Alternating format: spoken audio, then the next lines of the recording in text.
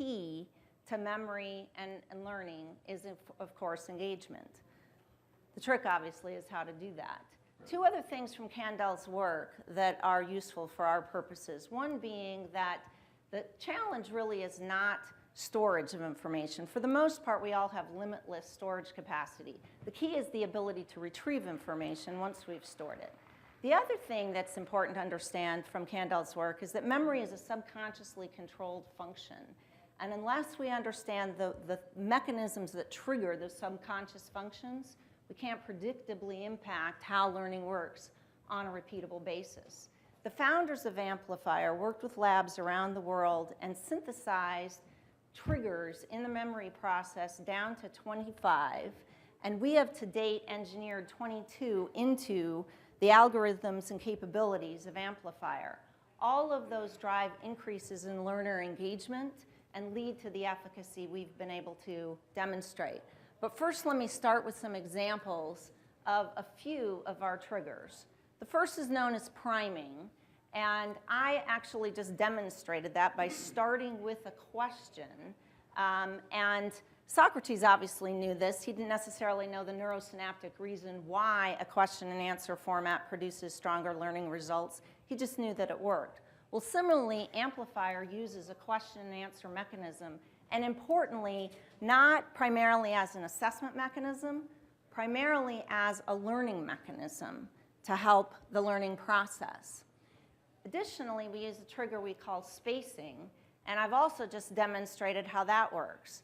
I told all of you that you were incorrect in the answer being Henry Ford. The actual answer is Ransom Olds, who invented the automobile assembly line. Henry Ford significantly improved it and was the most commercially successful with it. But all of us run around with the misinformation that he, in fact, invented it.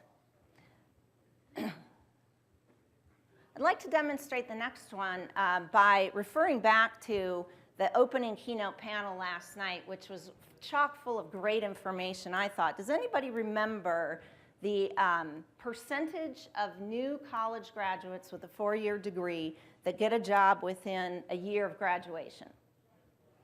49. 53. Who was the first one that answered? What did you say? 49. Are you sure? Yeah. Notice for a second what was going on. By my asking the first question, what was the percentage of college students that get a job within the first year, I fired up your prefrontal cortex, which triggered your hippocampus to retrieve the memory from last night. But when I said, are you sure, that brought your amygdala into the process, upping the challenge factor and the engagement factor and driving a stronger retrieval signal for the memory of this conversation. In a nutshell, there it is.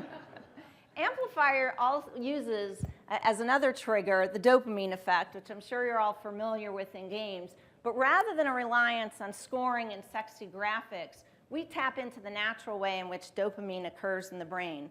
When dopamine is released in optimal levels in the brain, it drives intense focus, and that produces strong learning. That optimal level of dopamine comes from the right balance between struggle and success, challenge and repeat. Sound familiar from games? That drives strong engagement and strong efficacy in the learning process. Now, before I go on, I'd like all of you to close your eyes for just a second. I'd like you to visualize the best date you've ever been on. Maybe remember the smell of the ocean, a beautiful sunset, somebody had a great date based on the reaction I'm getting up here. A particular song that was playing, the smell of the great meal you had. Most importantly, the beauty of the face that you shared that experience with. Your brain, you can open your eyes now. I've lost all you guys to that. Your brain combined a number of sensory experiences and data points into a bundled memory.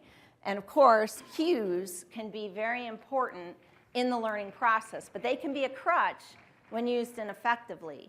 In Amplifier, we both bundle and unbundle cues to drive both learning and forgetting and stronger engagement. Forgetting, by the way, is very important to the learning process. Let me quickly show you a couple of efficacy points that come out of the results of the use of these 25 triggers, a couple of examples of which I've just gone through. In 2 independent studies in the education space, which involved students in 4-year degree programs, community colleges, and high school students participating in college classes, we drove a 47% increase in pass rates, a 41% increase in A's and B's, and an 88% correlation between study in the tool and A's. I'm struggling with the technology. Importantly, we also got some great feedback from instructors who validated the efficacy of the learning process, but very important, we're able to reclaim up to 65% of their classroom time, not just for knowledge transfer use, but for use of those higher order engagement activities that we talked about earlier. So Amplifier, we believe, can be a strong enablement tool for teachers as opposed to something that disenfranchised them. We get equally positive feedback from students, importantly about the data and the reporting that they get out of the platform. Because Amplifier is based on the biochemistry of how memory works in the brain, it is non-age specific. We've also used it very effectively in adult education, driving everything from a 13-point uplift in scores for Barbary over the last 3 sessions to significant, for example, decreases in productivity, increases in productivity, decreases in error rates, and increases in sales in workforce scenarios. All of that, what sits at the bottom line of that, are 3 core things that happen in the learning process itself. At or near 100% mastery levels, achieved in 50 to 70% faster time periods, and importantly, with up to 79% retention 12 months post-learning. And that, we believe, is the strong return on education for Amplifier. With 3 seconds to go, thank you very much for your time.